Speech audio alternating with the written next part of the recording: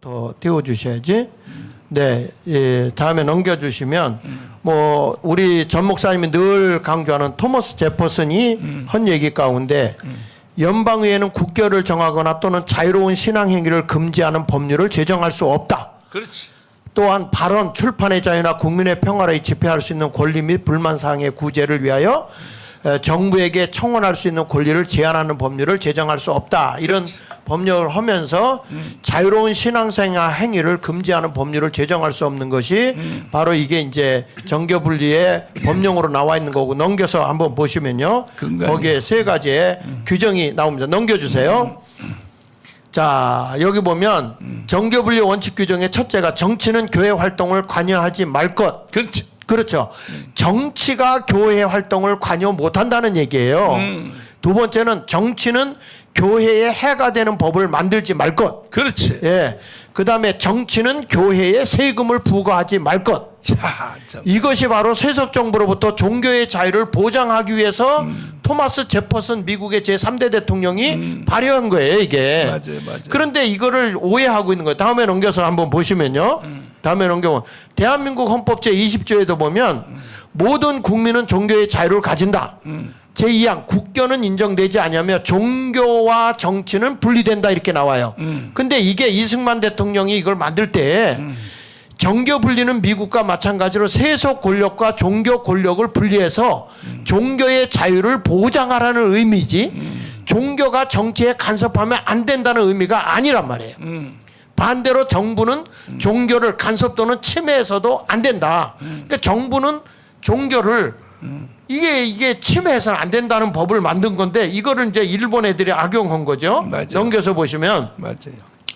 자 보세요. 일본 종교정책위원회는 일본은 천황제도잖아요. 맞아요. 절대 권력자를 중심으로 하기 때문에 종교를 통제했단 말이에요. 맞아요. 예.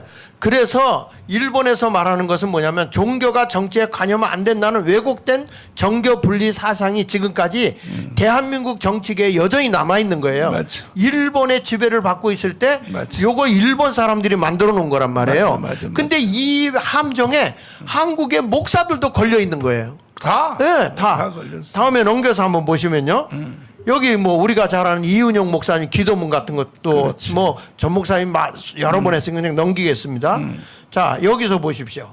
이 우리 전 목사님 제일 즐겨 쓰는 말 볼셰비키 혁명 있잖아요. 그 러시아에서 일어난 세계 최초의 사회주의 혁명이거든요. 맞아. 근데 1918년도에 보면 법 제정에서 교회 탄압하는 법을 만든 거예요. 맞지. 그게 뭐냐? 첫째, 교회 재산을 몰수해라. 종교 교육을 금지해라. 종교는 인민의 아편이다. 그렇지. 이렇게 주장하고 나온 건데 지금 우리나라 학교에서도 이 종교 교육을 금지하고 있잖아요. 맞지. 그 다음에 넘겨서 보면 대한민국 지금 정부의 형태를 한번 보십시오. 지금 어떻게 오염됐는가 보세요. 종교인 과세 통과됐잖아요. 그러니까. 그렇죠? 차별금지법 제정을 시도하는데 이게 안 된 거야. 그러니까 밑에 보면 조례법으로 만들어버린 거예요. 다 된 거 맞아요. 예, 다 된 거죠. 그래서 성평등, 차별금지, 장애인, 또 여성, 뭐 종교 등에 대한 인권이라는 걸 가지고서 이게 규례를 막 정해버린 거고. 그 다음에 학생 인권 조례 조항 해가지고. 그러니까 교사들이 예. 다 자살하잖아요. 그렇죠. 지금. 종교 교육을 금지시키고. 기가 막히지. 이게 차별금지법으로 뭐 한다 이런 식으로 해가지고 아주 웃기지도 않아요. 그런데 여기 보십시오. 넘겨보시면 네. 목사님 이거 굉장히 좋아하잖아. 이게 칼빈이 한 얘기. 하나님의 권리를 도적질하려 할 때 그들의 머리에 침을 뱉어라. 역사의 주권자가 하나님이라는 거예요. 그렇지. 어떻게 하나님의 권리를 사람이 뺏어갈 수 있느냐. 칼빈이. 근데 내가 여기 그 스위스에 가보니까 종교개혁을 했던 쯔빙길로 그 칼빈이 말이죠. 하나님의 이 통치 개념을 무시한 사람들을 이 발로 밟고 칼로 한 손은 성경 한 손은 칼을 가지고 죽이고 있더라고. 맞아. 예, 그렇죠. 맞죠. 예, 그다음에 여기 이게 우리가 잘 아는 아브라함 카이퍼 목사님 즐겨 쓰는 분 아닙니까? 그렇지. 네덜란드의 맞아요. 그 신학자이고 목사인데 이분이 정치에도 하나님의 주권이 행사되도록 하는 것이 신자의 의무라는 거예요. 그렇죠. 그러니까 대한민국의 모든 것이 하나님의 주권 안에 들어가야 되는데 맞아요. 그 하나님의 주권을 무시해버리고 교회는 나라 돌아가는 일에 신경 쓰지 말아라? 네. 목사들이 이거 잘못 알고 있는 거예요. 그렇죠. 그 다음에 넘겨서 보십시다. 자, 일제시대의 기독교인들은 진리를 붙잡고 타협하지 않았어요. 3.1운동 주도했고 독립운동 지원했고 신사참배 저항했다. 왜 목사님들이 3.1절 날은 설교하고 있습니까? 그렇지. 종교가 나라 일에 간섭하지 말라고 하면서 이게 잘못 알고 있잖아요. 주기철 목사님 보세요. 평안 산정교회 재직들이 1904년 1월 예배 후에 기념사진 찍은 거예요. 이게 얼마나 일사각오를 가지고 나라를 지켜냈잖아요. 맞지. 이런 것을 우리가 봐야 된다고. 다음에 넘겨보십시오. 여기 보면 재밌는 게 있어요. 이게 뭐냐, 낙타의 머리가 천막에 주인 밀어내고 지가 차지하는 거가 똑같은 거예요. 어? 그러니까 우리가 보면 지금 보면 정교분리라는 것을 은근히 밀고 들어와서 진짜 정교분리를 왜곡시키고 있잖아요. 원 정신을 몰아내 본 거예요, 저게. 그림도 잘 그렸다. 예. 다음에 넘겨보십시오. 자, 지금 북한에 보십시오. 기독교의 정신이 빠진 북한이 어떻게 됐는가 보십시오. 북한의 주민 45%는 영양실조 걸려 있고요. 참. 북한 내 지금 5세 미만 아동 반려 부진 비율이 6명 중에 1명이라고 하니 지금 끔찍하지 않습니까?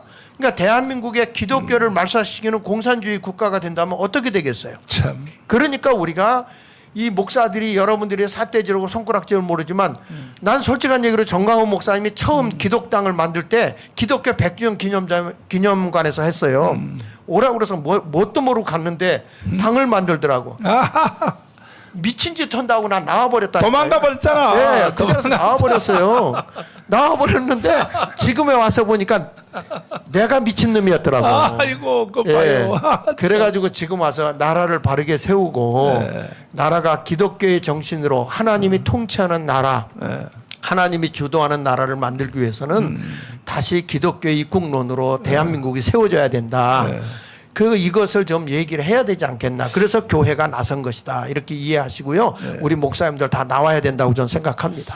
장학일 목사님이 감리교 목사인데 칼빈주의를 강의했어요. 조금 전에.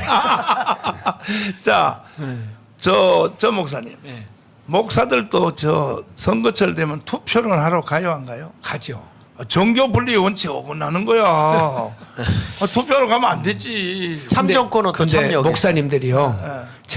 저걸 들으면 다 머리로는 끄덕거려요. 아, 그래요? 근데 가슴에서 불이 안 나와. 이게 이렇게 돼가고 있고 교회가 이렇게 되고 학교에서 아예 기독교 미션 스쿨에서도 종교 교육을 못 해버리잖아요. 못 하잖아요. 예. 그런데도 아무 말을 안 하고 그냥 넘어가 버려. 짓지 못하는 벙어리개라고. 근데 그걸 엊그저께도 우리 총신대학교에서 그거 저기 성명서를 냈는데 차별금지법, 뭐 저 동반자법 이런 것들을 하는데 그걸 정의당이 주도를 하더라고. 몇 석 안 되느니. 근데 그쪽으로 따라가요. 이게 그렇게 선도할 수 있는 그런 일을 우리가 200석을 만들어 가지고 앞장서서 해야 된다는 거예요. 사실 이 모든 게 우리 목회자들의 책임이에요. 네. 정교 분리를 정확히 정도를 알지 못하고 일제 36년 동안 우리가 반대로 기독교를 단합하기 위한 만든 이 거꾸로 된 것을 가지고 우리가 가르쳐 왔었거든요. 네. 이제 교회 안에 그런 자들로 포진되어 있다 보니까 그들이 교회를 나가는 것 때문에 두려워하고 염려하는데 사실 이제부터라도 우리가 회개하고 바르게 정교 분리를 가르치고 바로 세워서 우리가 200석 이상을 만들어 가면 반드시 되리라고 생각합니다. 자, 장학일 목사님이 도망을 갔고 그 누가 다 그냥 협조하지 않고 오직 이 멍청한 정가훈 목사가 나는 뭐 신년 보다가 어른들의 말을 나는 안 들어서는 안 되겠다. 이 생각을 원칙을 가지고 20년 동안 밀어댔겼더니 기독교 137년 역사상에 한 주제를 가지고 네. 77만 표를 얻은 역사가 없어요. 네. 저 혼자 계속 했는데도 77만의 기록을 때렸거든. 네. 77만은. 그러니까 어차피 다음 선거는 될 수밖에 없어요. 그는 예. 기정사실이야. 되고 난 뒤에 목사님들이 괜히 또 나한테 거짓말하지 마요. 나도 찍었어, 저 목사님. 나 찍었어. 거짓말 제발 하지 말고 하나님 앞에. 찍었을 거예요. 예, 그래서 부끄러움 당하지 마시고 그 다음에 1,700만 세례 교인들이요. 두고 보세요. 이건 이미 과거 완령이야. 뭐냐? 우리가 6개 사항 우리가 이제 다 하면 국민연금 최소 100만 원 주잖아요. 최소죠. 최소 예. 최소 100만 원 주는데 그때 가서 후회하지 말고 제가 이 정책도 PPT로 다 만들었는데 아직 전 목사님한테 보고를 안 했기 때문에 제가 이 자리에서 말을 안 해요. 아니, 보고 없어요. 그런데 확실한 거는 예.